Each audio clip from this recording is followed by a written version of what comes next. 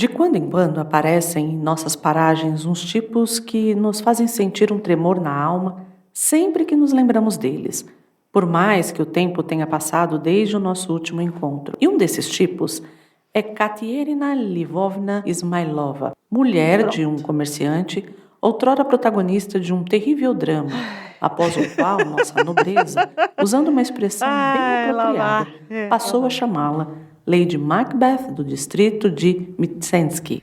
E assim começa Lady Macbeth do distrito de Mtsensk, novela de Nikolai Leskov. Eu sou Andréia de Oliveira. Eu sou Gabi Deali. E este é o Livros em Cartaz.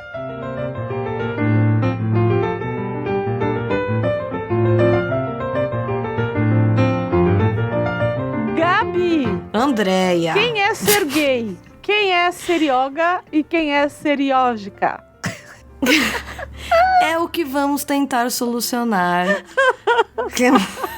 Nós lemos esse livro para isso, para solucionarmos o mistério. Aliás, quem não é versado em literatura russa, ou melhor, quem é versado em literatura russa sabe o quanto a gente sofre lendo russos nesse lugar, porque o resto não, o resto ninguém sofre. Sofrem os personagens, talvez. É muito. Nós mesmas, exato. Nós mesmas só falamos, literatura, uau. E estava aqui eu, antes de começarmos a gravar, contando para André que estou me aventurando a ler os irmãos Karamazov. Karamazov. Vê se pode. Gente, ela virou pra mim e falou assim, preciso descansar. Vou ler os irmãos Karamazov. É isso. Gabi descansando. É isso, gente. Férias, descansando. Por quê? Eu tô falando isso para dizer que eu fui e voltei nas páginas umas 100 vezes já. Porque chegou uma hora... Porque o russo, ele só ele não está satisfeito só com chamar a pessoa de Katerina Lvovna Ismailova. Ele também precisa ter 4 ou 5 tipos diferentes de diminutivo do nome. É isso. E aí você começa no que você não entende quem é Mitya, quem é Vinica, quem é... E começa uma misturaiada de personagem que você fala, calma. Vamos sentar, todo mundo senta? Certo. Deixa eu entender de quem que vocês estão falando. E aqui não é diferente. Não é. Mas, por exemplo, vamos falar do Sergei. Que é o grande ponto de discórdia aqui dessa novela. Sim. Esse cidadão. Sim. Esse cidadão. Sergei, em português, seria o quê? Sérgio. Certo? Certo. Então... Gabi já captou. A Gabi já captou onde eu quero chegar. Então seria mais ou menos assim. Existem trechos do texto que vai estar Sergei, que é o nome mais pomposo, que é Sérgio.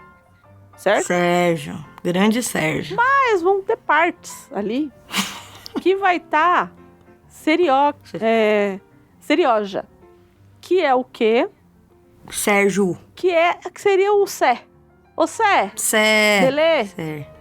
Como é que você tá? Sérgio. E aí tem momentos que seria o Seriódica. Que seria, sabe o quê? O Serginho. Serginho. Isso. É isso, gente. E aí, o que acontece? A gente tem que saber quais são os diminutivos, porque isso, nas relações interpessoais das personagens, importa. Por isso que ler Ana Karenina é um... as primeiras... Assim, acho que as primeiras 30 páginas é para você se entender. Isso. Aí depois o que eu tô lendo, irmãos Karamazov, a gente tá falando de 3 irmãos, você imagina. 3 irmãos, um pai, por enquanto. Isso, por enquanto. Exato. Um monte de monge. Aí começa que o monge não sei quem que falou com o monge não sei o que falou com o irmão, aí você fica calma. Aí começa os diminutivos dos irmãos que mistura, e eu falo, gente, calma. Aí tá todo mundo conversando, aí tem travessão pra tudo quanto é lado, que você já não sabe qual que é o irmão que respondeu o que voltou. Eu fico, gente, calma. Aí passa aquele primeiro momento, se acostuma, você fala, tá. Aí vai. Aí vai, é só fazer uma tabelinha do lado. Isso que eu ia falar, tem que ser igual a Andrea falou. Você tem que olhar e falar, não, pera, vamos aqui criar uma lógica pra isso. É isso. Porque senão, gente, a gente ainda que tem um idioma totalmente distante. Completamente diferente, né? É uma cultura também, uma história muito diferente, a gente se perde, demora mesmo pra ambientar. O que talvez seja mais favorável nesse texto, porque ele é um texto curto. Isso, é uma novela, né? Então ele é muito curto, ele não passa de 100 páginas, ele tem 96 páginas na nossa tradução. Isso, que a gente pegou a tradução da 34, né? A sua também é da 34, né?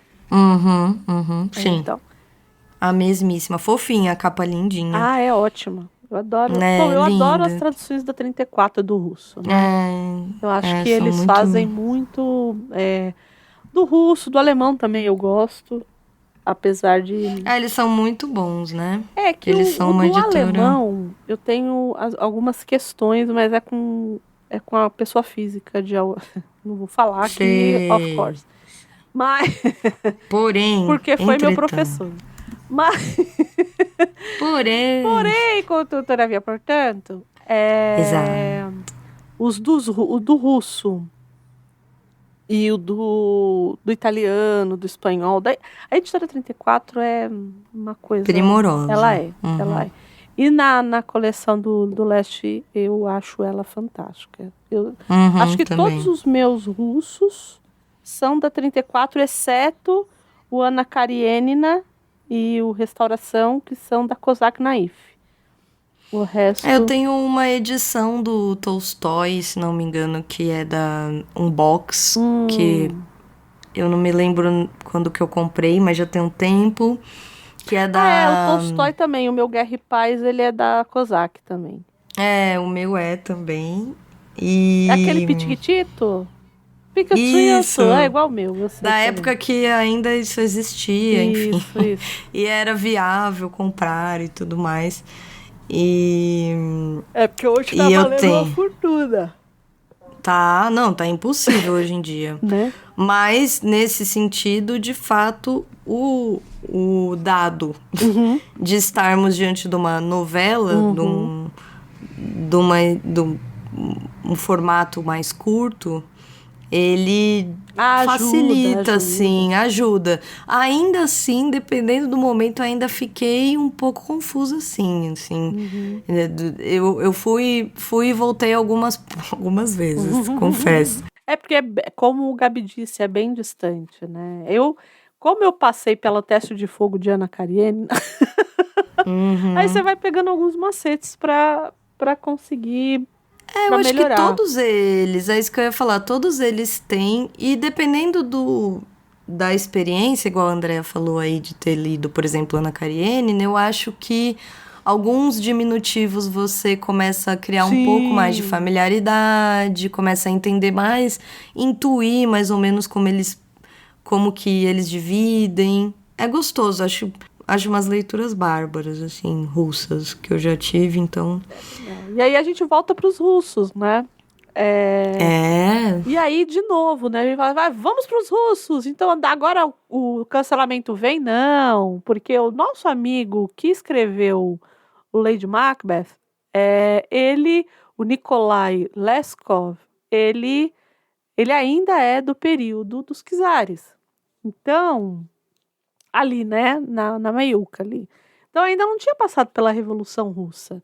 Então, torcedores, calma. Isso. Não vai ter cancelamento ainda. Isso é bem importante. Não. Ainda não é o momento. Ainda não é o momento. Fora que estamos falando de uma Rússia muito interiorana. Sim. Porque o Leskov, diferente do Dostô, né, e porque... ali a gente teria, né, o Dostoiévski, ali, não na mesma época, mas assim, e a gente vai ver um interior mesmo, né. Então, porque, por exemplo, o Turgenev, ele era aquela nobreza rural. O Dostoiévski já era coisa de São Petersburgo mesmo. Mas o Leskov é o interior profundo da Rússia. Então, são essas pessoas, entre muitas aspas, ordinárias que a gente vai ver nos textos dele, né? Não vai ser essa coisa, enfim. Mas, para a gente entender um pouquinho tudo isso que a gente está falando, né? E toda essa... o que ele escreveu e tudo mais, vamos falar um pouquinho da vida do Nikolai Leskov, que eu acho que aqui no Brasil ele não ele é menos festejado. Na Letras eu acho que ele é mais festejado por conta do queridinho da Gabi, né? Do Walter Benjamin. Exato. Ele tem um texto clássico chamado O Narrador, muitíssimo abordado, estudado. Isso. E é o texto em que ele se utiliza do Leskov como modelo de análise. Isso. Que ele fala que que sente falta dos narradores como Leskov. Ele diagnostica uma morte da tradição. Isso. Que é o que estávamos falando aqui antes de começar este programa. Exatamente.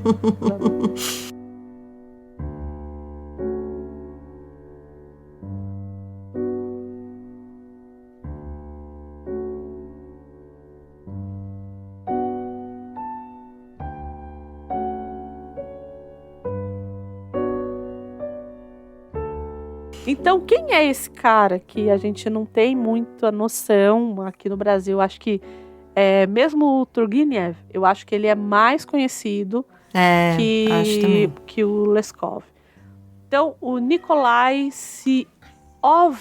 Sionovich Leskov nasceu na província de Orel, na Rússia Imperial. Então, quer dizer, na época que ainda tinha os czares ali. Então, ele era filho de um funcionário público muito modesto e a mãe dele era uma nobre, mas era uma quatrocentona falida, entendeu? Ela... Rússia, exato. O pai morre muito cedo, né, num incêndio que acabou com os bens da família e que forçou ele a abandonar. Ele não concluiu os estudos, ele abandonou os estudos com 15 anos. E aí ele foi trabalhar por conta de tios e tal. Ele acabou indo trabalhar no Tribunal Judiciário da cidade, né? Nossa. Ele começou a trabalhar com essa burocracia. E aí depois ele foi trabalhar na iniciativa privada com um agente comercial inglês, ali do interior da Rússia. E aí o que ele diz, né, que foi o que o levou a testemunhar a corrupção do sistema, os abusos do patriarcado rural e a miséria do campesinato e da classe do comerciante. Imagina o que este homem não viu. Então, que é essa classe que ele vai abordar aqui no texto que a gente vai falar hoje, inclusive. Sim. Ele se casou em 1853, em Kiev, só que essa mulher com quem ele casou, ela tinha problemas de saúde mental e ela acabou sendo institucionalizada. Coitada. Então, enfim, acabou indo... Nesse século, imagina. E aí ele se casou uma segunda vez, em 1865, e teve um filho chamado Andrei Leskov, que escreveu a biografia do pai. Depois, ele mesmo que escreve a biografia do pai. Em 1860, ele publica uns artigos de economia e sociedade, e esse cara, ele vai escrever ficção muito depois, assim. Então, ele começa primeiro com ensaios, com artigos, e depois é que ele vai para a ficção. Então, ele se muda para São Petersburgo e depois para Moscou. Então, e aí, a gente tem que... Eu acho que eu já falei disso aqui no programa de Dostô. A Rússia, ela tem um problema, não sei hoje, né? Mas assim, existe um traço cultural da Rússia que ela não sabe se ela é europeia Ela não sabe se ela é oriental ou se ela é ocidental. Então, antigamente, existia uma alternância da capital da Rússia. Então, tinha essa coisa de se a capital naquele momento era Moscou, significava que eles estavam se vendo mais orientais. Se a capital era São Petersburgo, eles estavam se vendo mais ocidentais. Então tem muito disso, e a literatura também vai fazer esse movimento. Tanto que o Leskov, a gente vai ver que ele se aproxima muito da literatura europeia. Não é à toa que ele faz uma interseção aqui com o texto do Shakespeare, que a gente viu no programa passado. Não é à toa, né? Não é, mas depois não é uma referência que vem de graça. Não é à toa. Mas aí a gente vai falando conforme as coisas vão andando. Tá, e aí ele vai escrever em periódicos, em revistas, né? Então, assim, ele é esse cara dos artigos, dos ensaios e tudo mais. E sempre muito polêmico, também tem isso. Para a turminha dele ali, ele era um ponto fora da curva. Ele se envolveu em muitos conflitos com os liberais, revolucionários, democráticos e eslavófilos, os amantes do eslavo. Então, assim, tinha umas coisas, assim, de novo, para entender esse caldo, porque a gente fala assim, Rússia, mas assim, são um país imenso. Ele é um país imenso e tem muitas etnias ali dentro também. Gente, eu acho muito interessante pensar na Rússia como mais ou menos a gente pensa o Brasil, no sentido de que provavelmente uma pessoa que não more ou não seja brasileiro nato, quando você fala Brasil, a pessoa pensa, sei lá, quando muito em Rio de Janeiro. Isso. Ou a capital, uma coisa assim muito estrita. Que nós, brasileiros, temos uma dimensão maior de que é muito diferente uma pessoa que nasce em Minas, de uma pessoa que nasce no Piauí, de uma outra pessoa que nasce em Santa Catarina. E eu acho que a Rússia tem isso. Tem, eu não conheço, mas do que eu conheço, digamos, literariamente, existe essa diversidade gritante entre os... A gente está falando de um país maior que o nosso, inclusive. E que a gente tem que colocar um traço aí que não é só o sotaque ou o lugar. São as etnias.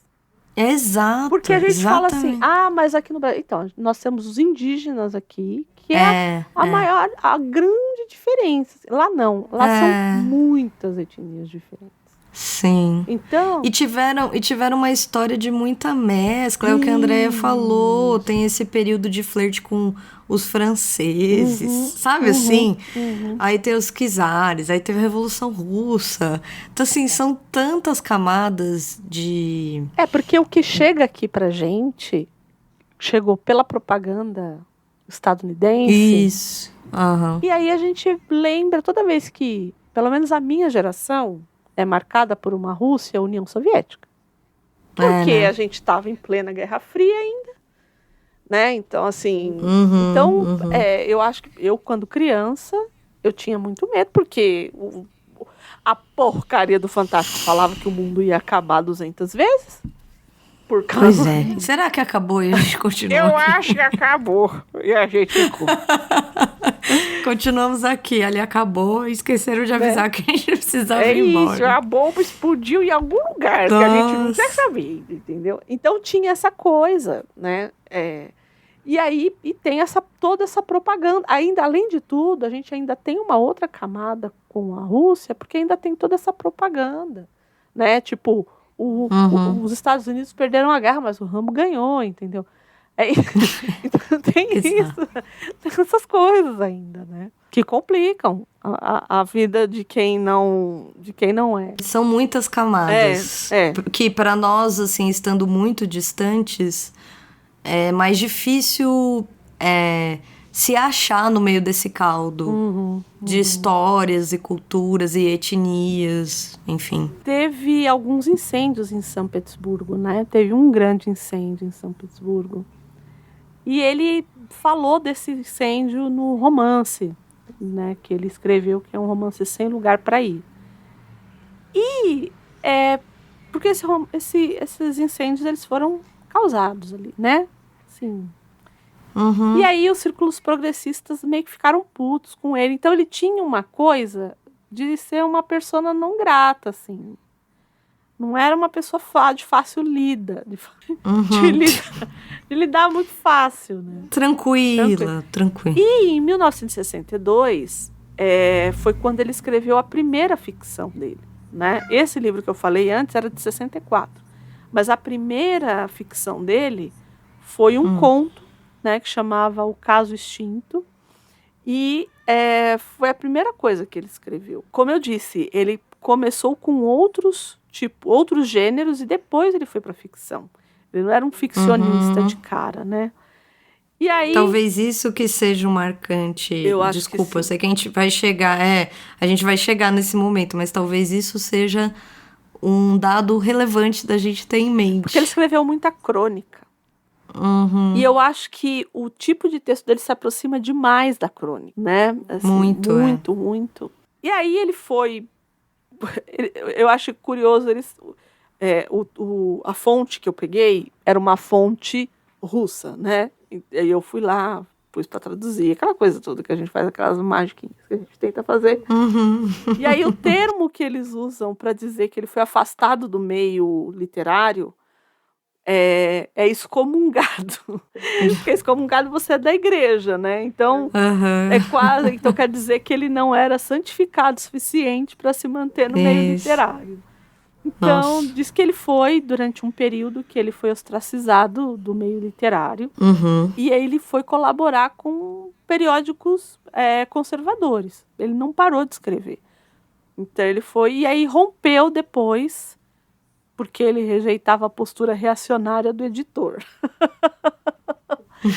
Então, assim, de novo, é uma pessoa difícil, assim, ele não se encaixava numa caixinha só. Né? Enfim, pensando nisso, ele tinha algumas visões que ele passa, e nesse texto a gente vai ver também. Então, tem uma coisa que eles chamaram, que eu achei curiosa, que era o tal do iluminismo democrático, que ele coloca que ele defendia a europeização da Rússia, a educação, a liberdade e os direitos das massas, criticando o atraso e a inércia do país pós-reforma da servidão. A gente falou um pouco da reforma da servidão quando a gente falou de Dostô, que foi quando o pai, aquele pai super legal do Dostô, foi assassinado pelos servos.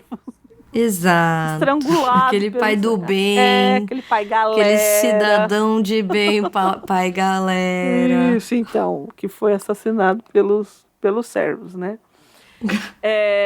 Oposição às revoluções rápidas e abstratas. Então ele falava que essas coisas, essas teorias revolucionárias, ele divergia, ele não acreditava, porque ele dizia que faltava para a Rússia um preparo para a revolução. E aí ele priorizava o conhecimento vivencial e orgânico do povo. Então ele, assim, o que ele... eu acho que é mais ou menos o sentimento que a gente tem aqui no Brasil, assim, né, que é essa coisa do... Mas você acha, como é que o povo vai fazer a revolução, como é que a gente vai... Eu acho que é nesse lugar da instrução, de fato, né? E, bom, como todo sujeito daquele período, ele era contra a igreja, mas a gente tem que lembrar que a igreja lá é a católica ortodoxa, né? Sim. Que é diferente, né? Então, é bem diferente. Então ele conhecia a literatura religiosa, mas essa hierarquia e a elite, porque existia uma elite da igreja ortodoxa, que ele era contra, né? Tanto que ele teve textos dele proibidos e destruídos pela censura czarista. Então, assim, vejam que é uma pessoa de trato fácil. Tranquilo. Tranquilo. Mas é curioso, porque diferente do Dostô, por exemplo, ele não foi preso. Né? Ele acabou, ele não foi preso. Curioso, inclusive. Não é? Que não tenha sido. Então. E aí, teve um trecho dessa pequena biografia que ele colocou que eu achei curioso. Viam no Evangelho eles viam, né? Ele via um código no Evangelho, na Bíblia, um código moral universal. Aproximou-se das buscas éticas do Tolstói, embora contestasse ideias como a não resistência ao mal e o anticivilizacionismo. Bom, por conta de querer aproximar a Rússia da Europa, a coisa para ele a civilização era o europeu, né? Então complexo. Esse cara como defender? Então não tem como defender, mas também não tem como exato, porque ele de novo, ele é muito complexo. Desses autores, a gente fala muito do Dostoiévski, mas você vê que o Dostoiévski ele vai seguindo ali. Esse não. Ele tá aqui com os progressistas, daqui a pouco ele manda os progressistas ir passear e ele é expulso, e aí ele vai para os conservadores, aí ele sai porque o cara é reacionário. Ora só, veja você. Ora, quem diria? Não era reacionário. Aí ele sai. Então, assim, ele é esse sujeito que ele tá procurando um lugar e que tem ideias muito distintas e controversas em si, né? Enfim. Fica parecendo que é um cara que gosta de se opor de algum modo. Gosta de ser do contra, assim. né? Do contra. Ele passa essa impressão. Não dá pra dizer que não passa essa impressão. É o cara que gosta de ser do contra. Não, agora eu não quero mais. Agora que eu entrei aqui, vou fazer outra coisa. Exato. Não, aqui é todo mundo conservador, gente. Não quero mais. Pelo amor. Quem diria? Ora. Não é? Bom, Ora. Temos um Sherlock Holmes aqui. Não é? Esse texto que a gente vai falar hoje, o contexto histórico dele, assim, ele vai falar um pouco ele chega num momento em que está tendo uma ascensão dos comerciantes. Mas como que vem essa ascensão? Por conta da abolição da servidão em 1861. E aí a Rússia ela entra num caos social. Gente, tinha servidão. Pois é. Sim, né? Pois é. Toda vez que fala de servidão, é porque a gente olha e fala assim, tem servidão. Mas aí a gente vai para os dinamarqueses também, que todo mundo acha ótimo. E aí eu vou de novo, eu acho que eu já falei umas 2 ou 3 vezes nesse mesmo contexto. Existe um filme chamado Amante da Rainha. Esse filme que é com Mads Mikkelsen, que é muito bom. Muito bom esse filme. Entendi, imagino. É muito bom. Mas não é bom desse jeito, não. Não, porque é dinamarquês. Não, tudo bem. Tá. Não é o Almodóvar fazendo Entendi. Entendi, poxa. Não, nesse sentido aí não é bom, não. Mas é um filme muito bom porque é uma história real e ele mostra como que os senhores tratavam os servos. Assim, no sentido desses servos das terras e tal. E, cara, eles batiam e deixavam para morrer amarrado com... Sabe? Era um negócio horroroso, assim, horroroso. E aí, toda vez que eu vejo isso, eu lembro. Eu falo, gente, é isso. É muito maluco. Enfim. E aí, bom, tem a abolição da servidão em 1861. Que tem o fim, né, desse feudalismo tradicional em 1861, né? Milhões de camponeses foram libertados dessa servidão. Só que não, assim... Não, dá para imaginar a situação. Eu sei que fica muito distante pra gente, né? A gente libertar pessoas e não dar subsídios para essas pessoas se manterem. Eu sei que é uma ideia muito complexa, que aqui no Brasil a gente não tem nenhum paralelo para fazer. Não. Mas força. Força. Força um pouquinho. Pensem num grupo gigantesco de pessoas que durante alguns séculos foram servos. Servos, exato. Né? Então, assim, e aí, a partir desse momento, eles não são mais, mas também eles não têm de onde tirar provento, não têm de onde tirar nada. Então, vira o caos. O caos, que é o que vai culminar no passamento do pai do Dostô, que a gente falou. Passamento, exato. Foi de arrasto. Foi de arrasto. Né? E aí, nessa história toda, tem essa ascensão dessa outra classe comercial. Lembra? É muito parecida com a coisa do fim do feudalismo mesmo, né? Do feudalismo mais lá atrás, né?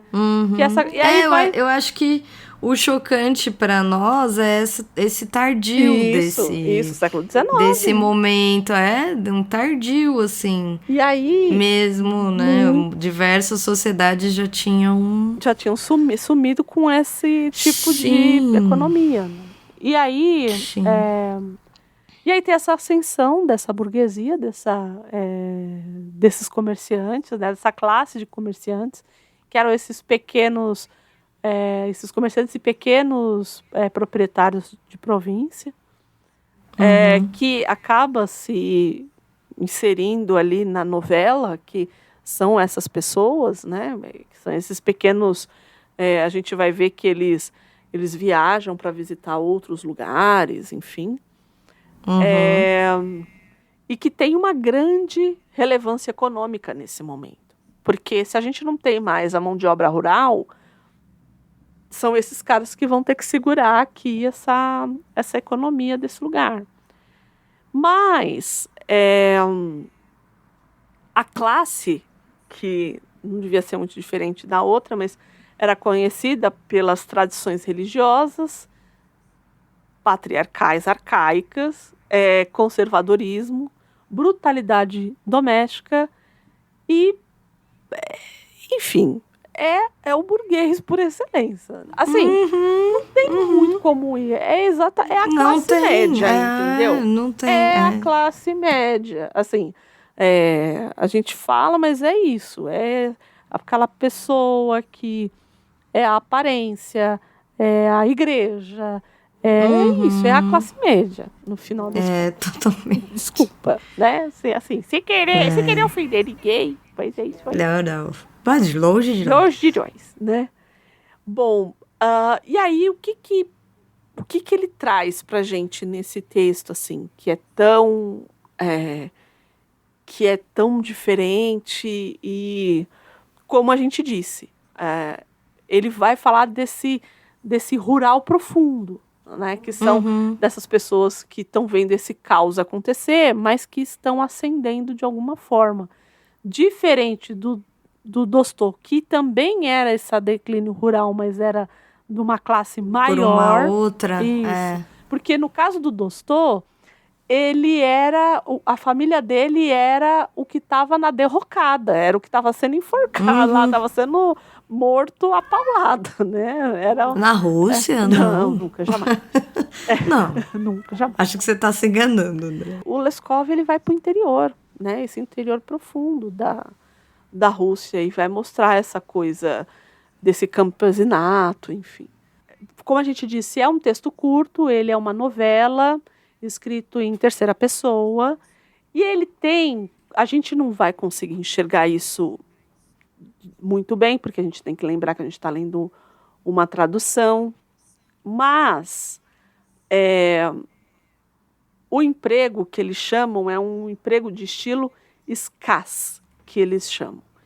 O que é esse estilo escaz? É que o narrador ele tem um tom de crônica, que foi o que a gente falou, de um boato, de uma fofoca, enfim, que mantém uma distância. Então, assim, ele não vai fazer juízo de valor aqui.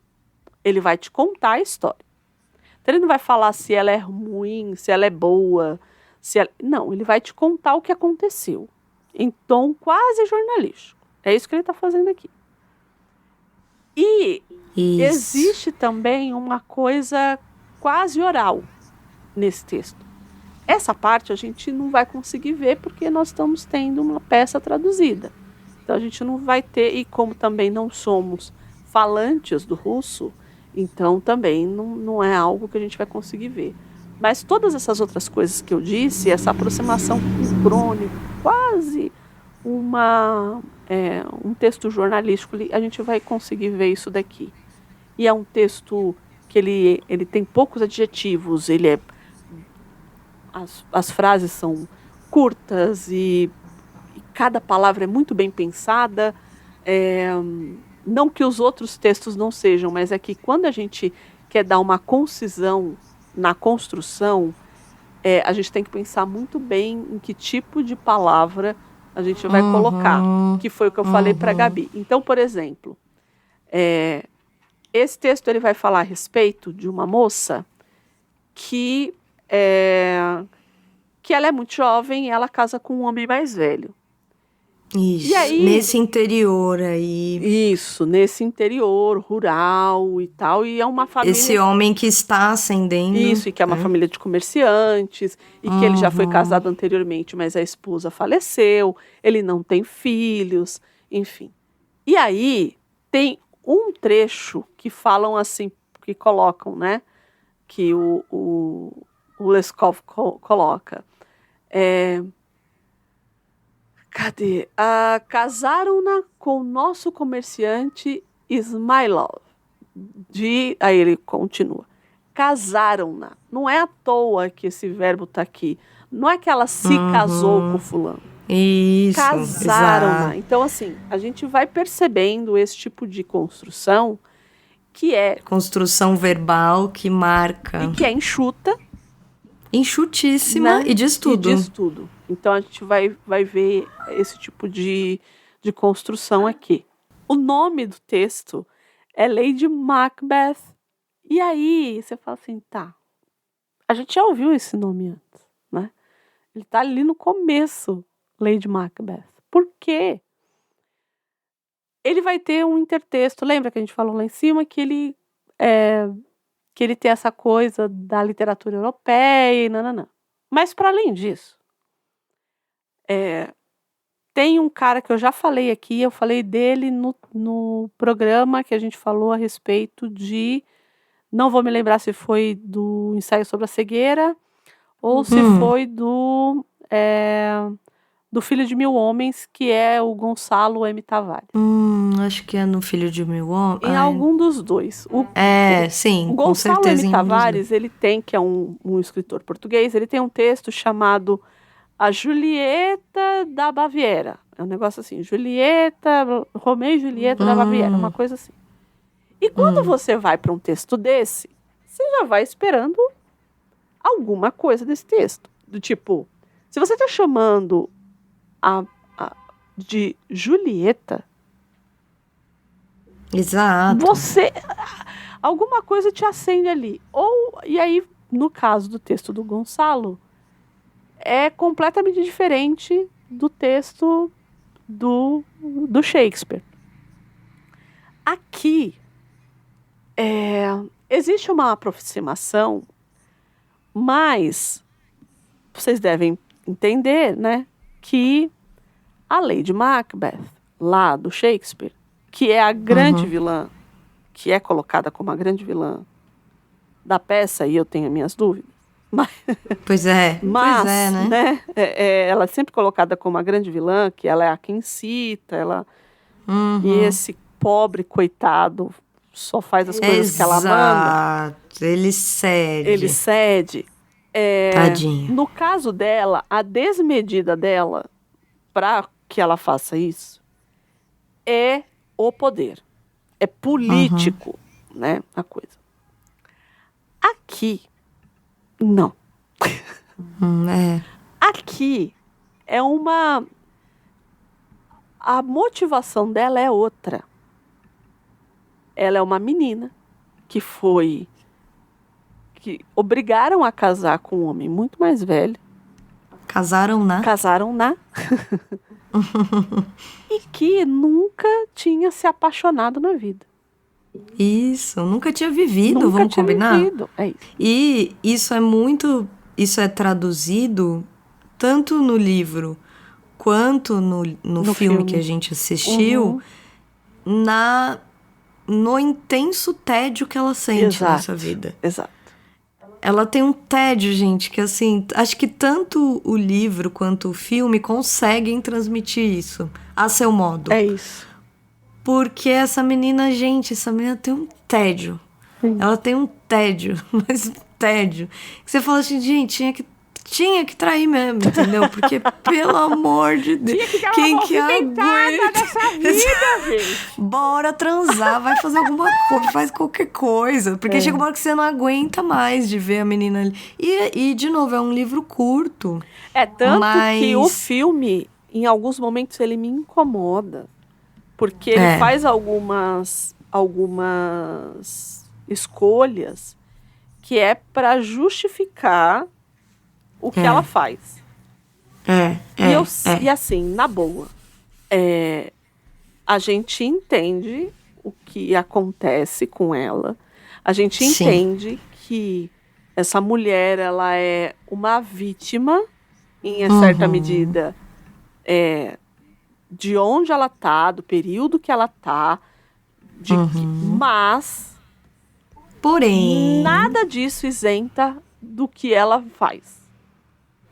Entende? Tipo, não dá. Nada disso.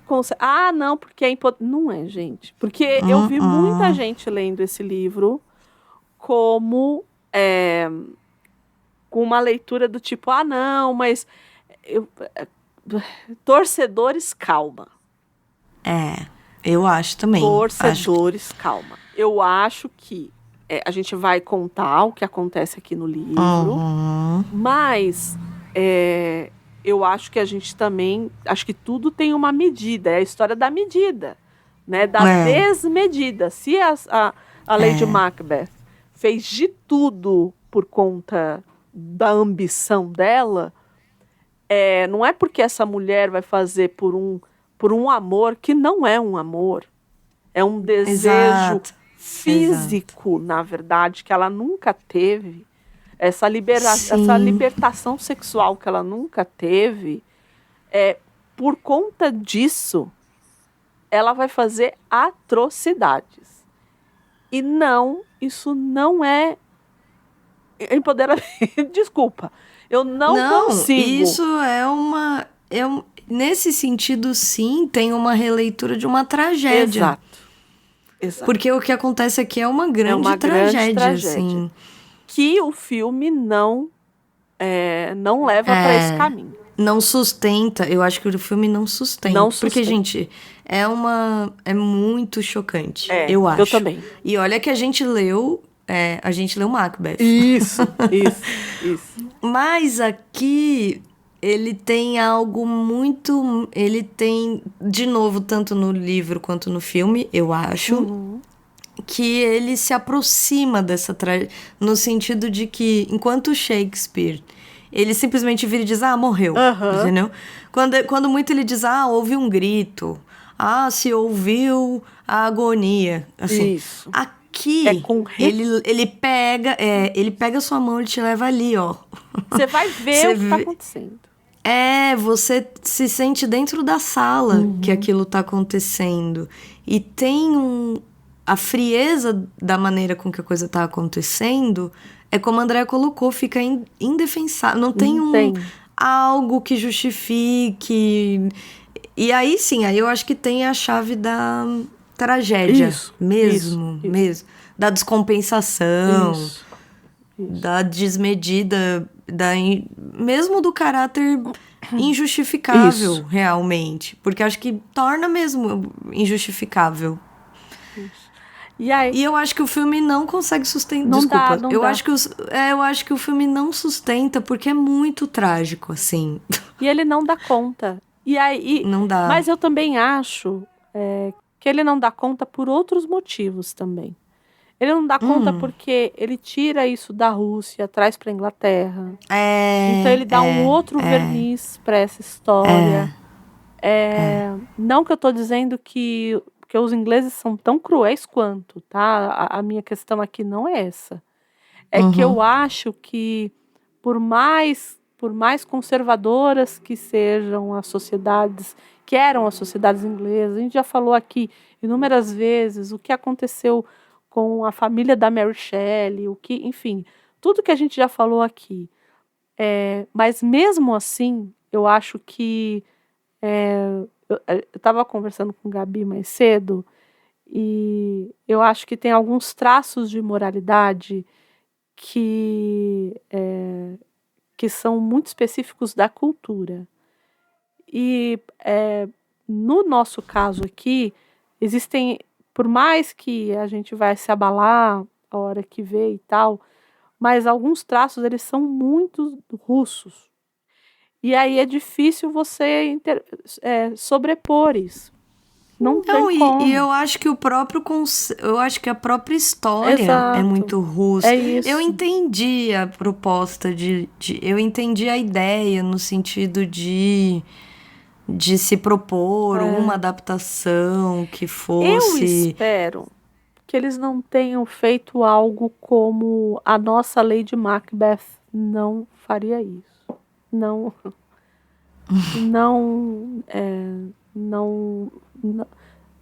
daria cabo como aconteceu no final do livro.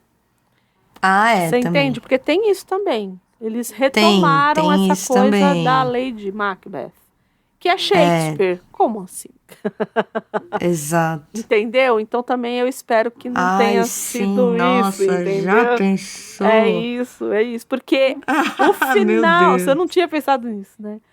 O final do filme, ele me deixa muito puta. Com essa pulga, assim. Porque eu olhei e falei, cara, não é possível que ele deu esse final pra esse filme. Mas já que a gente tá falando da história, vamos avançar na história, porque aí a gente entra... Vamos contar a história. A gente tá aqui aquecendo. Então vamos entrar na história, porque aí a gente faz esse bem bolado da história do filme com a história do livro.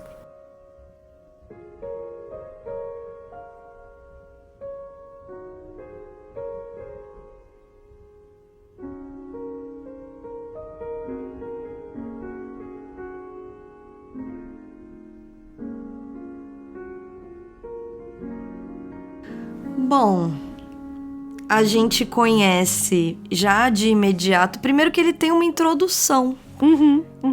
Ele tem uma introdução do tipo, vou contar para vocês ele faz algo assim, corria pela região de tal lugar, uma história que parecia inclusive mentira. É tipo assim, menina, você não sabe. Isso, ele chega pra te contar uma história. E eu acho que é proposital também. Sim. Trazer como se fosse quase real a história. Como se ele estivesse te contando quase jornalisticamente, assim. Tô te trazendo aqui uma história que aconteceu. E a gente já sem muita firula, digamos, a gente já descobre que a Caterina está ali, é uma moça jovem... casada por ali arranjo, né? Por conveniência.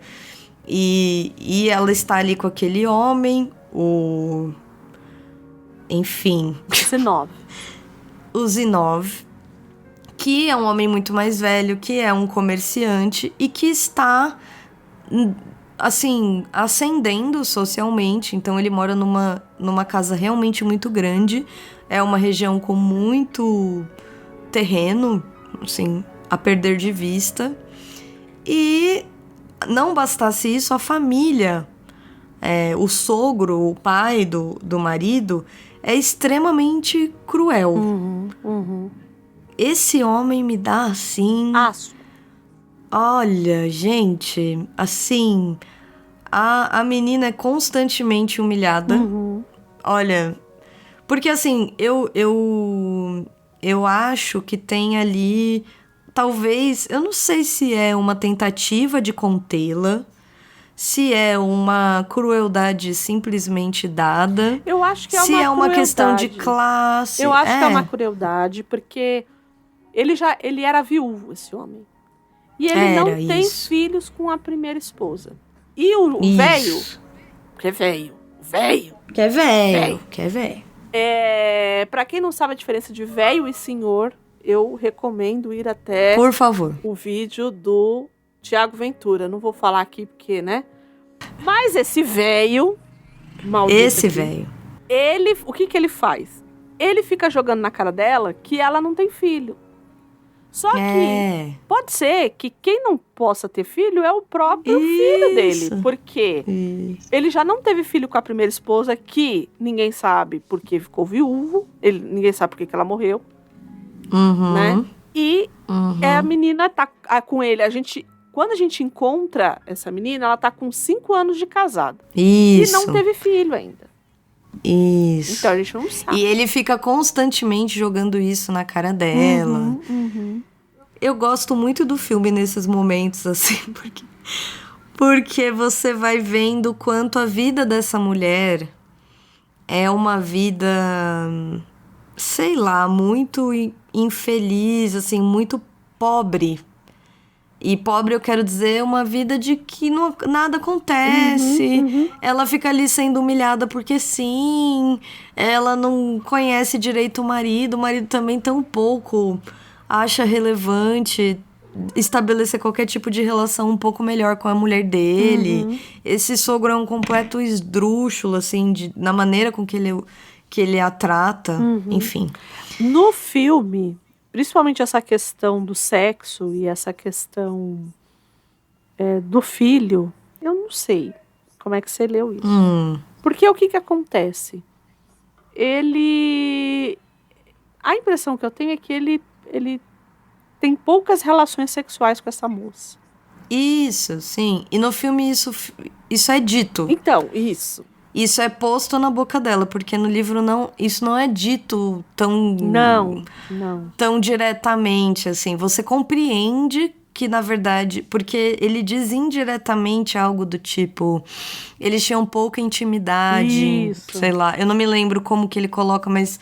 É algo como, eles tinham pouca intimidade, inclusive física. Isso. Então, você entende que é um casal que nem ter uma relação sexual eles tinham direito, assim. Não existia muito. Só que no filme, eu achei tão estranho aquele momento que ele faz com que ela tire a roupa, fique de costas para que ele se masturbe. Eu achei aquilo tão... Ai, sim. Porque... Assim, de onde saiu aquilo? Então, me explica. Eu não sei. E aí, pode ser coisa da minha cabeça maluca, mas porque assim, me parece que... porque se ela tá de costas, ela não é uma mulher. Ela é qualquer corpo.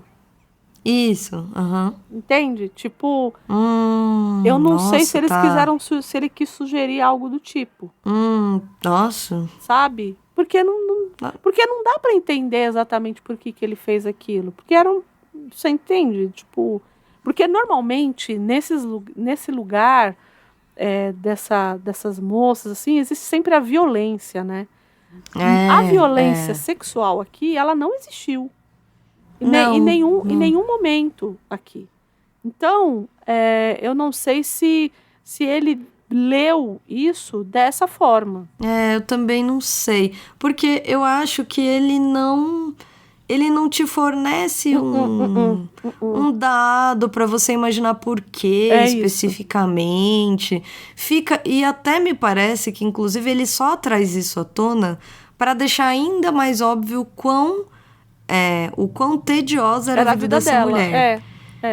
Então, me dá uma impressão de que é muito mais a serviço do tédio, para justificar esse tédio ainda mais, do tipo, olha, nem nada existia, sexual mesmo, com essa mulher. Isso. Então, assim, do tipo, ela era uma pessoa crua, assim, meio solta, meio sem sentido e tudo mais. Sim. Mas ele não traz uma justificativa e nem parece ser a intenção de trazer. Pois é. Assim. eu não vi como uma intenção de querer falar, ele era assim porque, sei lá, a mulher morreu, ou ele tinha um fetiche específico. Não dá pra entender. Assim. Eu achei desnecessário, assim, na boa. E ela aqui, porque no filme eu acho que eles já constroem desde muito cedo ela com essa empáfia. Isso. Que no livro ela não tem, existe. Que é uma menina. Ela não. Ela é jovenzinha, assim, ela é uma menina mesmo. Então, ela simplesmente ela também não se questiona muito. Não dá a impressão de que ela questione qualquer coisa, assim. Dá a impressão que ela tá ali vivendo aquilo. Mesmo porque não tem parâmetro de comparação. Então, tá ali, né? Isso, a vida que ela tem que viver, assim, tá vivendo. Então, no filme não. No filme eles já constroem ela.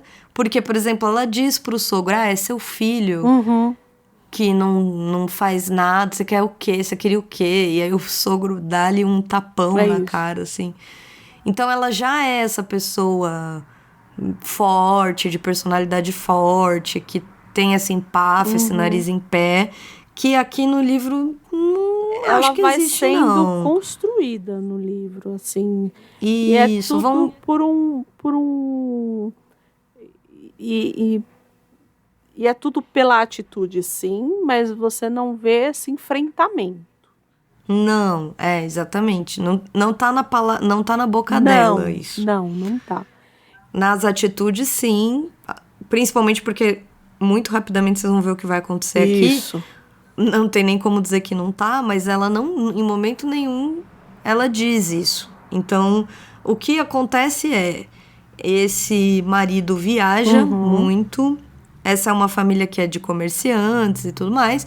Então, ele se afasta da casa por um tempo aí indeterminado. Lembremos que estamos no século XIX. Não é como se desse para mandar um WhatsApp para perguntar onde que ele está, quando volta, o que vai fazer. É isso. Então, este homem a deixou ali. E numa dessas, né, nessa viagem, ela andando pela região ali, ela descobre esse novo trabalhador. Da casa, esse né? Da propriedade ali. Isso. O Serguei. Isso. Que tem uma apresentação dele que pra mim já diz quem ele é. Isso. Assim, é isso. A cena em que ele se conhece, você fala, vixe, isso aí, assim, este homem não é flor que se cheire. Porque ele tá pesando uma das funcionárias como se esta funcionária fosse um animal. Isso. E ele está rindo, ele está debochando, ele está tirando ali a maior onda com os outros rapazes e meio que liderando esse grupo de, digamos ali, arruaceiros e tal. O patrão saiu, então ela... E o que ela faz? Ela entra na brincadeira, digamos assim. Ela provoca ele. Ela diz, porque a primeira reação é um pouco autoritária, querendo impor uma regra ali para eles. E em seguida ela se interessa por esse rapaz. E ela retruca, assim, como quem diz, se eu pesaria quanto se eu fosse um animal? E aí eles ficam nesse jogo, assim, que ele um pouco estranha a reação dela, mas entra na brincadeira e ela recua e fica aquela coisa esquisita, assim, essa tensão sexual mesmo no ar. Isso. Que em seguida se resolve porque ele vai atrás dela. E aí eu acho muito maluco, porque pra mim ela é quase um estupro, assim, porque Isso, sim. ele vai atrás dela e de noite ele chega lá no quarto dela e ele fala, olha, eu tô entediado, e ela fala, vai embora, e ele fala, não vai. No filme fica meio, ele chega, ela fala eles meio que se atracam aí ela vai atrás dele, meio que não vai. Mas no caso do livro, ela mas ela não queria. Eu não sei. É a coisa do... De novo, não é dito também. Não é que diz. Mas a forma com que acontece... De novo, e pra mim, o Sergei do livro não é o mesmo Sergei do filme. Não é mesmo. Não, assim como ela também não é. Também mas não assim, ele beira o... Assim, ele é praticamente outra personagem. Por quê? Me diz, tá? Este homem estava pesando mulheres. Uhum. Aí ele entra de noite no quarto da patroa dele para transar com ela porque ele está entediado. Aí assim, quem este homem é, entendeu? E no filme dá a entender que tudo funciona muito junto, assim, que tudo é muito... Que foi um encontro, né? Que foi um encontro que, de novo, não é que não seja, porque se transforma numa simbiose no livro. Eles chegam numa simbiose, os dois. Mas não é assim. Este homem não é flor, lembrem. Isso no fim da novela fica evidente. Ele é muito ambicioso. Muito ambicioso. Muito. E muito utilitário. Assim, ele vê as pessoas como meios pra de chegar conseguir no fim, o que ele quer. Exato. E ele diz isso pra ela. Ele não dá pra dizer. Não só uma vez. Isso, não só uma... Ele diz isso pra ela do tipo... é o seguinte... tipo... Né? Que nem o homem entra no quarto dela e diz... Quero transar com você porque estou entediado. É isso. A gente tá no século XIX, gente. A gente ainda tá cheio das firulas pra isso acontecer. Não é assim que as coisas acontecem. Pois é. Então, assim, este homem está adotando uma postura muito violenta e muito óbvia de que ele não é uma pessoa bem intencionada com ela. Mas, enfim, começam ali essa relação. De fato, o que existe entre ambos como a Andrea bem pontuou, né? É uma relação de física, uma relação uma atração, uma experiência, digamos assim, sexual mesmo, de ambos. E eu acho que é isso. O livro a novela é muito clara em te falar o seguinte: olha, eles ficavam basicamente transando. Isso. Eles transavam. E aí você fica, ok, entendi, né? Que o homem da casa está fora e ela colocava ele ali pra dentro. E eles começam a viver essa vida e muito intensa, até que o sogro descobre. Isso, porque aquele sogro. Ele vê o cara saindo pela janela da mulher. Isso, ele pega eles ali num dos atos. E prende-o, surra, enfim. Estamos falando de novo de uma Rússia recém-finalizada, recém-emancipada da servidão. Então ele surra esse homem e o prende ali na própria propriedade, ali na região, ali na casa mesmo. Mas ele o prende, o surra e o prende. E ela... Aí começa. Aí que tá. Por quê? Aí que tá. Aí essa mulher... E, de novo, não é... Eu acho que essa é a única morte que não é tão diretamente sofrida. Você não acha? Sofrida em que sentido? Porque depois... Enfim, vamos chegar lá. Tá. O que ela faz? Ela recolhe uns cogumelos. A Rússia. Ela vai lá no quintal, fala: olha, venha cá, meu amigo, vamos fazer o quê? Um estrogonofe. E ela dá de comer a este homem esses cogumelos. Eu vou dizer que essa morte em específica, eu nem senti tanto. Eu falei, se bem que merecia. Esse homem é um chato de galocha. Ele era muito cruel. Ele era uma pessoa muito cruel. Nossa, que homem mau. Exato. Mas eu fico pensando na coragem dela, né? E é aí que você começa a pensar por como que ela conseguiu envenenar o sogro. A coragem, a cara de pau e a certeza de que ninguém vai pensar nela. Exato. Porque isso, vocês vão ver que acaba sendo a ruína. A ruína dela, porque ela faz o que ela quer fazer. E você fica, gente, minha amiga. Assim, tipo, não sei se já te conto. Porque aqui ainda tudo bem, é ótimo. Já morreu uma pessoa, mas pô, pegou o cogumelo lá, entendeu? Dá pra fingir que já era um senhor, dá pra fingir que ele teve alguma coisa no passou mal. estômago. Tanto que fala isso, né? Ele tinha um problema do estômago. Vai o médico lá e diz, né? Pois é, ele já tinha ali uma doença gastrointestinal e tudo mais. E mata o velho.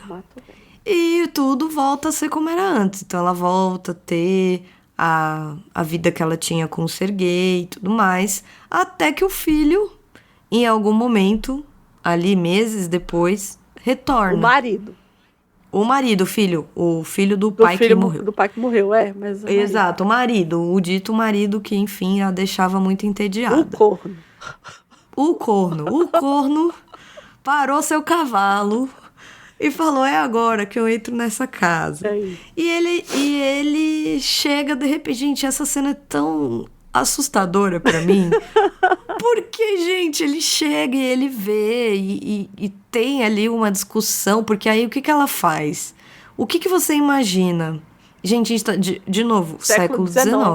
O que se imagina? Que a pessoa vai dizer, não, ora, veja só. Não é o que você está pensando. Exato, não é o que você está pensando. Não, esta mulher pega e diz, sim, pois é. Ainda bem que você chegou, porque é isso que estava acontecendo aqui. Ela decide bancar. E aí ela pega e diz, não, vamos matar este homem. Porque aí começa a altercação ali e ela meio que, digamos assim, instiga o Serguei e diz assim, segura aí as pernas, sobe em cima deste homem, porque eles se batem ali, rola uma briga, ele cai e ela decide que vai matá-lo. E ela pede pro Serguei, olha, segura as pernas, segura os braços aí que eu vou aqui fazer meu trabalho. E o Leskov, ele tem algo de querer te trazer, assim, porque o Zinov, ele pensa do tipo, gente, é assim que eu vou morrer. Sensacional. Que eu acho que é isso. Ele dá um quê de humano pra situação. Por isso que eu falo, é diferente de Macbeth. Isso. Porque ele te traz pra dentro da cabeça dessa pessoa, ele diz assim, gente, realmente, o cara tava fora 2 meses, voltou e foi morto. E é isso. A história começa a escalonar, porque daí ela diz, ok, pronto, eu matei. Estou livre. Estou livre. A gente vai fingir que ele nem chegou. A gente vai contar pra todo mundo que ele não chegou. E, morreu por aí. Se um dia chegar aqui uma notícia de que ele morreu por aí. E é isso que ela tenta fazer. Ela começa a dizer pro Serguei, eu vou te transformar num senhor. Você vai ser o senhor dessa casa. E ele ali, muito escorregadio, tá, gente? Não é que ele diz, realmente, você é o amor da minha vida. Ela começa a ficar muito... Enciumada e muito... Como se diz isso? Obsessiva pela história. Ela fica obcecada pela história, por ele. Não tem tanto um caráter do amor, assim, mas é uma espécie de uma obsessão pela situação, pelo que aconteceu, pelo que ela conseguiu fazer, enfim. E o que acontece é que ninguém esperava que chega uma mulher trazendo um sobrinho do Zinov, que é o Fedya. Que, gente, olha, não consigo. É isso. Tá, assim, ali pra mim é o meu... Assim, já li de tudo, porque tragédia, mas assim, gente, não dá. Por quê? Tanto no filme quanto no livro, essa criança é construída de uma maneira muito doce. e muito inocente, entregue, enfim, muito simples, muito, vim aqui, minha família, me trouxeram. E a Caterina, e aí eu acho que, de novo, a Caterina do filme não é a Caterina daqui. Não é.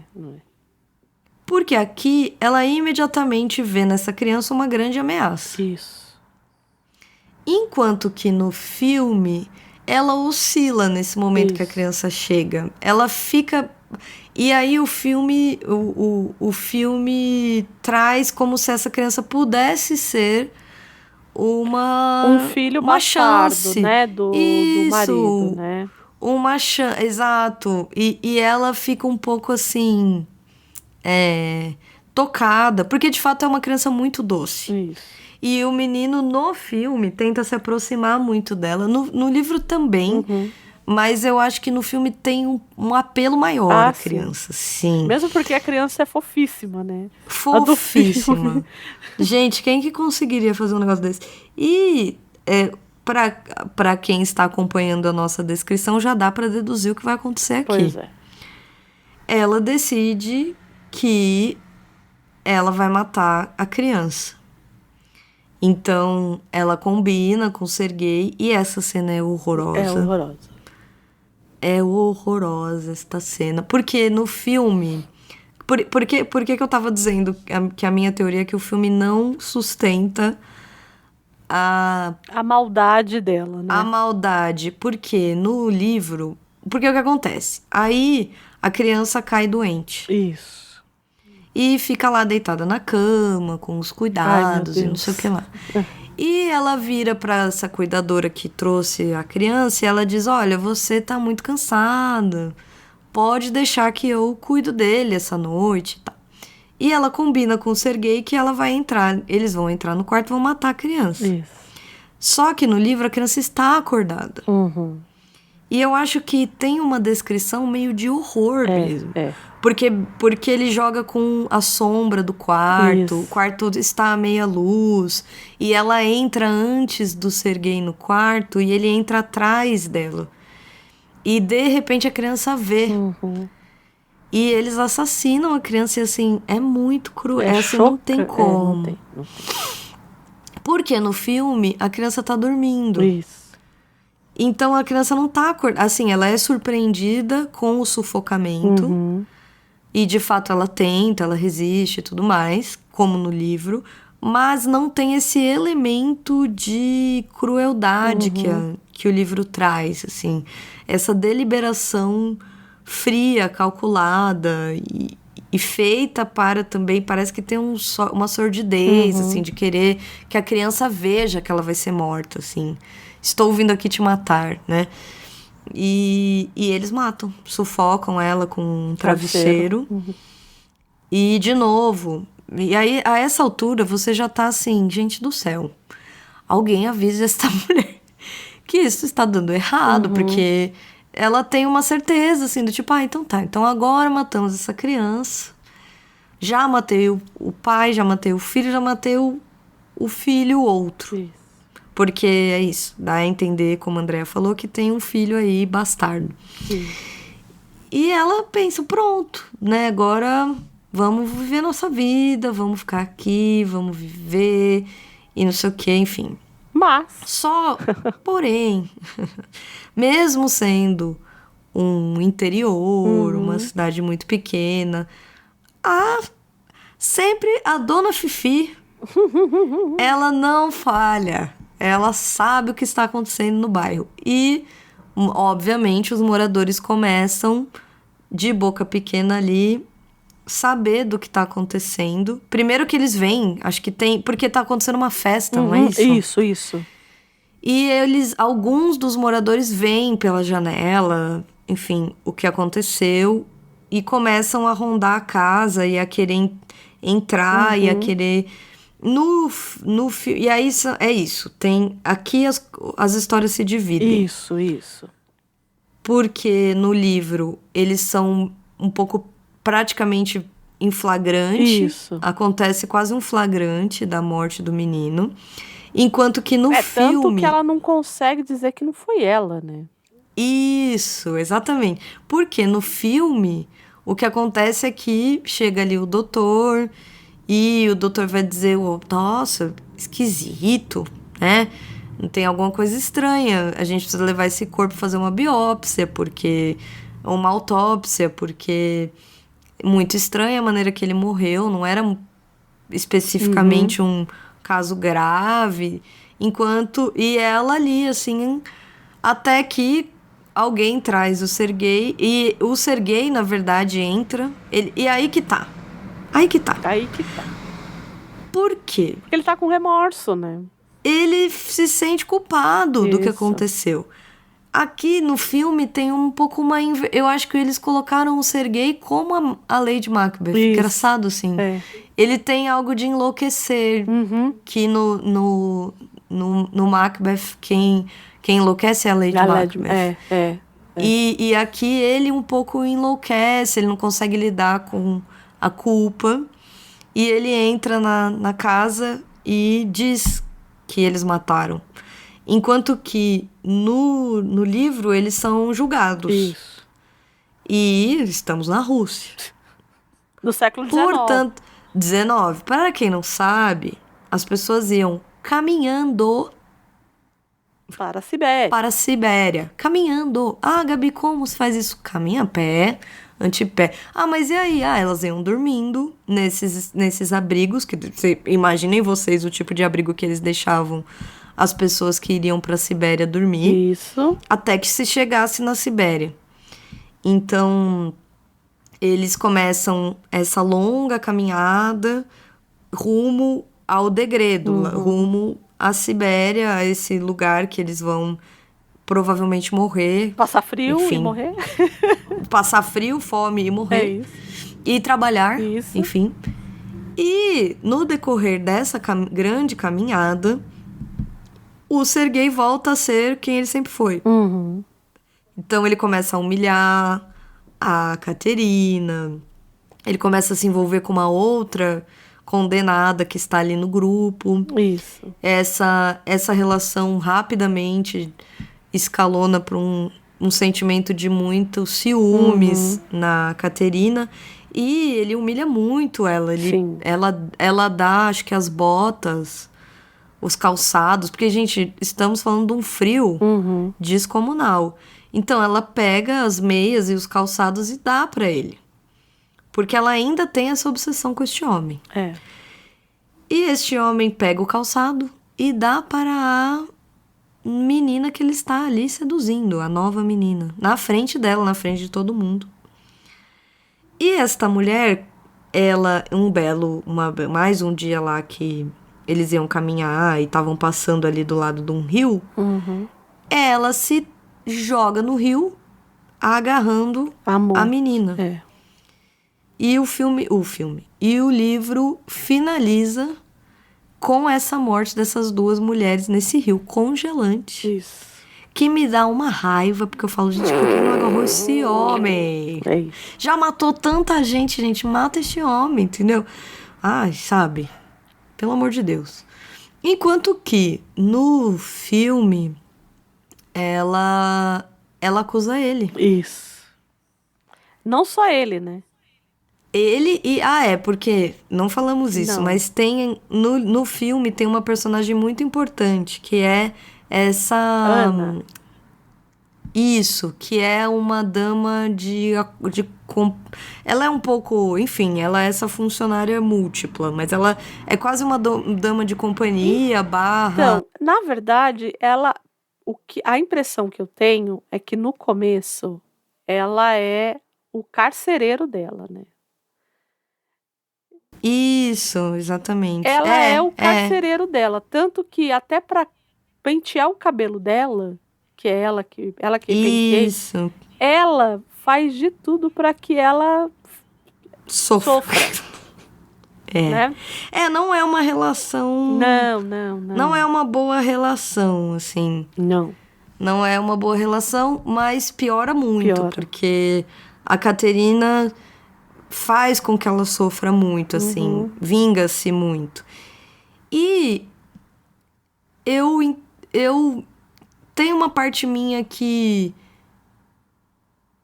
tem uma parte minha, aí eu vou dizer aqui um pouco Chinatown, sabe? Do tipo, esse fim que é um pouco a realidade. Sim. Do tipo, provavelmente se isso acontecesse, talvez fosse assim o fim. Talvez essas pessoas, digamos, a ponta mais frágil dessa sociedade seriam essas pessoas condenadas. Isso. Porque o que acontece é que daí o Sergei e a Ana são condenados no lugar da Caterina. Isso. E ela fica soberana na casa. Sim, pontos altos que eu gosto do filme. Eu gosto muito da maneira com que ele constrói o tédio dessa mulher. Sim. Você sente esse tédio junto com ela. Porque realmente é entediante. Né? Ele conseguiu construir em imagens. Porque é difícil você construir... Porque aqui no livro isso é dito. Isso. No filme você precisa mostrar isso de alguma maneira. Porque ela não vai dizer, que tédio. Senhor. Você precisa mostrar. E ele sabe mostrar isso muito bem. É verdade. Mas tem uma diferença. Eu acho. É isso. Tem uma parte minha que tem esse. Eu gosto dessa abordagem no cinema, dessa vontade de querer um pouco mostrar a vida como ela é. Uma sentença final um pouco mais crua, um pouco mais. Se vira aí. Isso. Porque a gente também precisa colocar, eu acho que a gente falou, mas acho que falou só en passant, que eles eles deslocam. Não é na Rússia que se passa a história, é na Inglaterra. Isso. Então, como a gente tinha dito antes, né? É isso. Por mais que, sei lá, que existam pontos de contato entre essas duas civilizações, vamos dizer assim, esses dois lugares, em termos de moralidade, mas eu ainda acho que perde muito por ter sido colocado na Inglaterra, assim. Eu ainda acho que perde eu muito. também acho. E acrescenta nessa sopa uma variável que não tem no livro, que é a variável racial. Racial, exato. Porque ambos são pessoas pretas. Tanto a Ana, que é essa dama criada de companhia e tal, quanto o Sergei aqui, que lá não se chama Sergei, a gente tá falando Sergei, mas ele não se chama Sergei, é Sebastian. Então, o Sebastian também é um homem negro. Aí eu acho que a gente entra na principal diferença, porque o Leskov parece estar interessado muito... Parece não, quase... Falta só ele dizer. Mas assim, nitidamente, ele está interessado em passar um recado. Isso. Tem um quê de moral. Muito. Né? Um quê muito forte de moral. Assim, esta mulher é uma desviada. Isso que ela fez é condenável e leva a uma morte muito trágica. Isso. E assim, muito, eu acho, sinceramente, de um machismo mesmo. Sim. No sentido de que o Sergei é poupado. Sim. Enfim, enquanto que no filme existe muito esse cinismo social, isso, sabe? Isso. Esse descrédito até um descrédito mesmo da justiça, assim, do tipo, essa mulher é poderosa, então se ela simplesmente disser que foi ele que fez isso, ele vai ser pego pra Judas, que o pessoal fala. Ele vai espiar essas mortes. Então, enfim. Que você gostou do filme? Eu gostei. Eu achei um filme bonito. Também. Achei bonito no sentido da fotografia. Eu achei linda a fotografia. Também. Assim, também. O trabalho de arte também achei lindo, assim. Também achei bem bonito. Acho... As atuações estão muito boas, assim. Acho muito... Dela, Não, ela é excelente, a moça. Muito bem, muito bem. Eu bem. gosto muito dessa coisa de quando ela tá muito entediada, ela tá com aquele vestido azul gigante. Isso, E quando ela... Tem um correspondente visual. Tem. E quando ela tá muito leve, ela tá com os cabelos soltos e ela tá com cores mais quentes. Mais à vontade, corada. Isso, corada. Porque tem isso também, dela ficar o tempo inteiro... Parece que ela tá sempre doente. Então, pálida, amarelada. Isso. E aí, quando ela tá bem e quando, enfim, ela vai andar, né? Porque tem isso também, porque o marido, como a gente disse, a empregada ali, ela é uma espécie de carcereira mesmo, né? Então, ela levanta bem cedo para ir andar na propriedade. E é ali que a gente vê, de fato, ela com os cabelos soltos, com esse... tanto que ela é tão carcereira que ela começa a não conseguir mais controlá-la, e ela pega e fala pro padre, fala, ó, tá indo, todo dia tá andando, e por isso que não tá indo na missa, não tá indo no culto. Exato, exatamente. Tá doente. E aí o pastor ali, né, que como é Inglaterra, é pastor, ele vira e fala assim,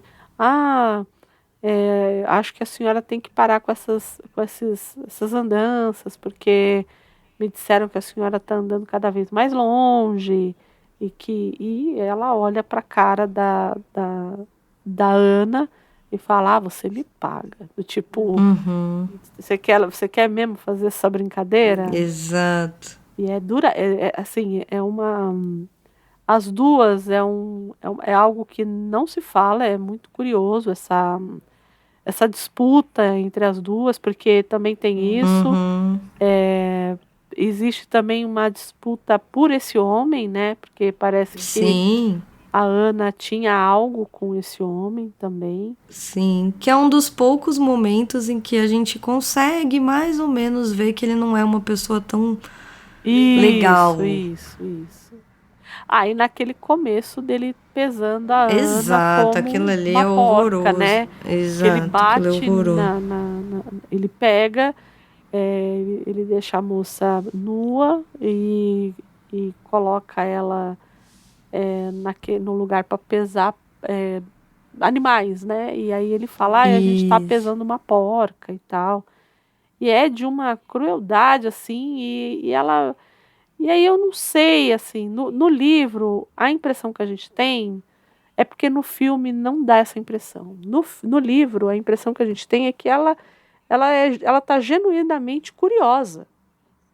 Porque ela é muito... num primeiro momento ali, ela é muito inocente no lugar do... Não sabe nem se comportar de forma social. Exato. Depois não, depois ela vai piorando. Isso, né? piorando. Agora, no filme, fica até estranho quando ela pergunta, aí eu teria quantos quilos e tal.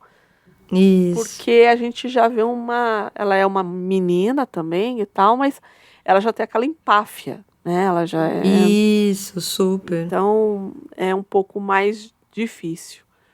Mas eu gostei de ambas as experiências. Assim, o texto me agrada mais por motivos de crônica. Por motivos de russo. É isso. Não. Claro. Também. O texto me agrada mais. Mas o filme em si, eu acho que mesmo a mudar o final e tudo mais, eu acho que ele é muito coerente com o que ele constrói, com as personagens que ele constrói e como ele constrói esse mundo que ele coloca ali, com essas discrepâncias sociais, com essa diferença não só de classe, mas de raça e como se dão essas diferenças. É isso. Eu concordo. Eu acho que é uma adaptação feliz. Eu acho também. Gostei. E acho que, por ser uma adaptação, ela traz os seus encaixes que talvez sejam melhores, talvez alguns nem tão bons. E as escolhas, mas acho né? Que... As porque escolhas, precisa. né? Porque precisa ser feito. Mas se eu acho que perde em não sustentar a maldade que o livro traz, por outro lado, ganha em trazer certa facticidade pro que acontece. Ele não pende para um lado tão moralista, condenável, e ele é mais cético. Isso. A adaptação é mais cética, mais crua. Por incrível que pareça, porque é uma escrita crua. Mas com intuitos moralistas, talvez. E aí, dona Gabi? A pergunta que não quer calar. Temos, Andréia, temos. Que isso, gente? Se vocês ficaram até aqui, não assistiram ao filme, não leram o livro, leiam, ele é super curto. E o texto, isso. E assim, mas vocês contaram tudo. Mas o texto, ler o texto do Lescaut, aqui faz muita diferença, eu acho. Muita diferença.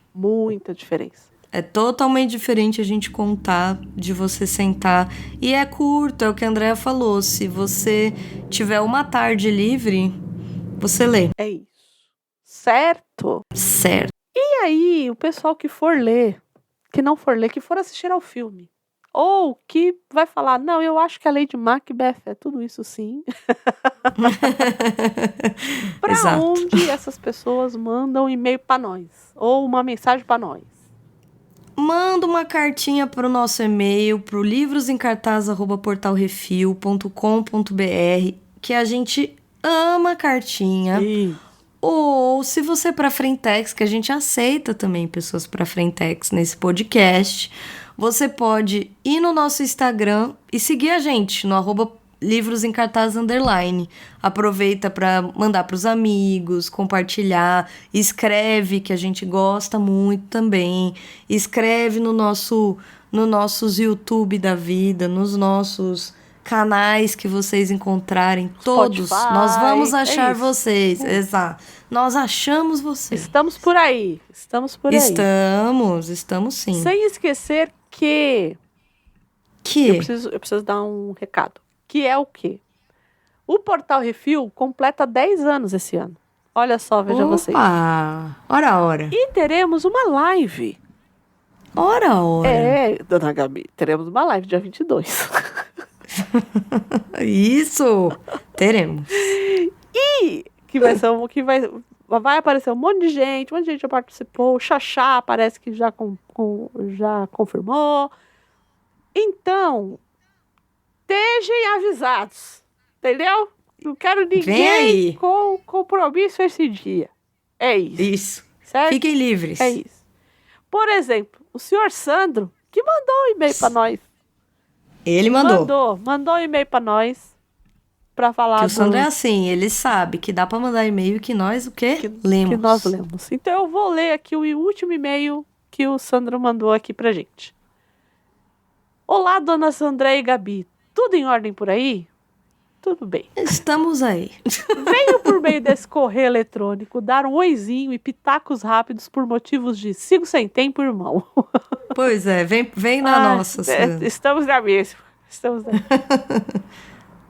Número 100 degusta ou celebrate good times. Come on. Favor ler cantando. Eu gosto que a Andréia faz. Andréia entrega, gente. Andréia entrega. Alguém tem que saber cantar nessa dupla. Que episódio festivo, garboso e animado para celebrar os 100 episódios.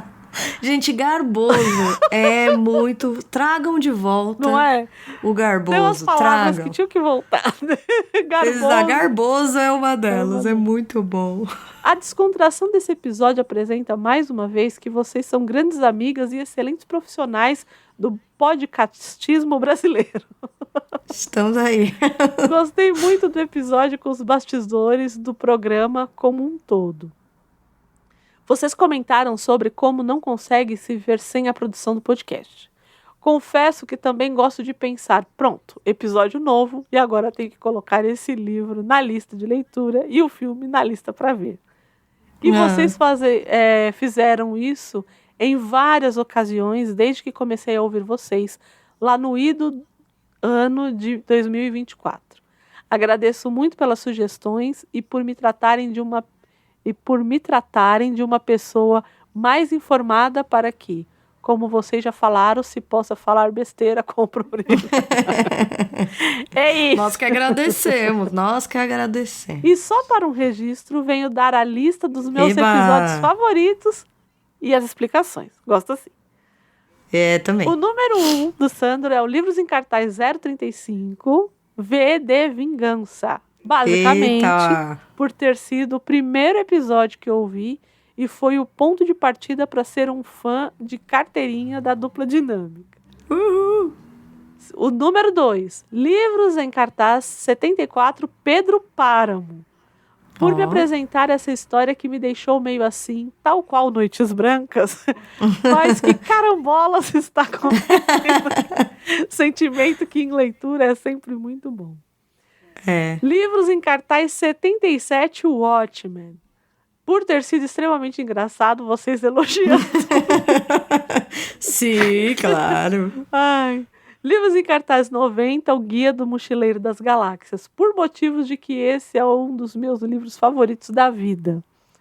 E o Livros em Cartaz 100, por motivos de apresentar o backstage do podcast. Então, você sabe que muita gente veio me falar isso, que falou assim, nossa... Mas é legal porque vocês falam dos bastidores, do que aconteceu. Você não ia gostar? Eu ia gostar de ouvir os bastidores de vários podcasts que eu ouço. Eu acho que deve ser bom mesmo. Deve ser, né?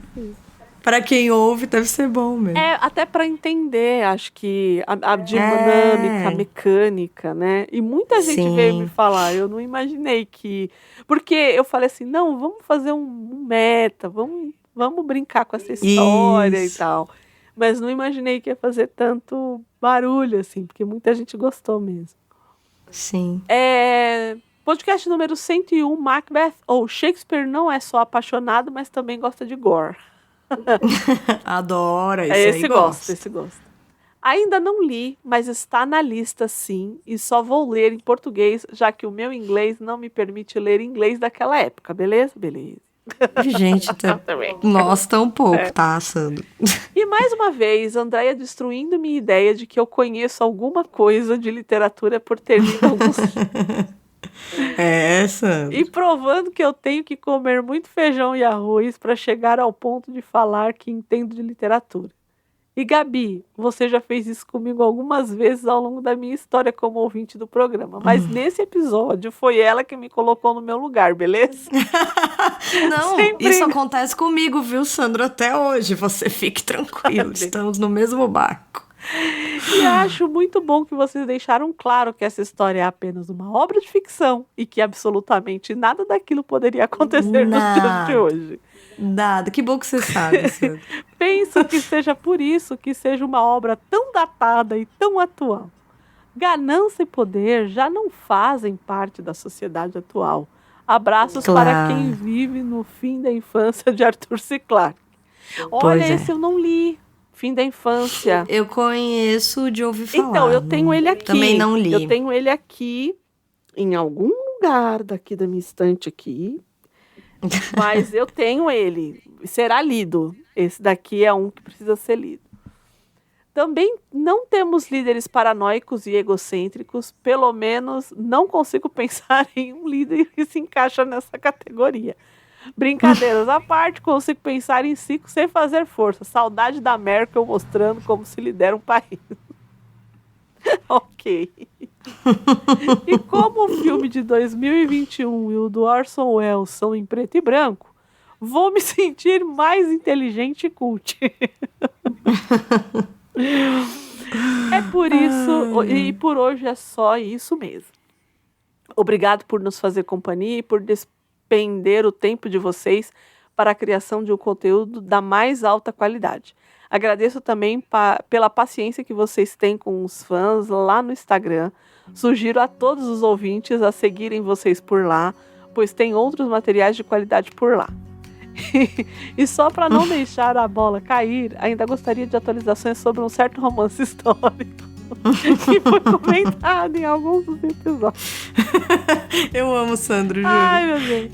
Abraço, fiquem bem e até o próximo encontro. Ai, Sandro, só o Sandro, viu? Sandro, não temos muitas, como é que fala? Muitas novidades pra contar. Não, deixa isso por pra enquanto. lá, por enquanto não, mas... Conversamos muito, estamos conversando. Muito, logo menos. Vamos ver. Vamos ver. Vem aí. Ou não? Sandro, muito obrigada, como sempre, pelo carinho. Como sempre. A gente fica muito feliz com o carinho de vocês aqui. Nesse puxadinho. Que os meninos do Portal Refil dão pra gente aqui. Então, sigam lá. E cogitem a dar um cascai pra nós, né? Lá pelo Apoia-se. Então, estão todos os links aqui no post. Dá um pulo lá e vê como é que faz. Café tá caro, água tá cara. A gente já falou disso aqui algumas vezes. Chocolate quente, tá acabando o inverno. Olha aí, ó. Pois é. Última frente fria. Última frente fria, né? Que quase matou um monte de gente. Mas tá tudo certo, né mesmo?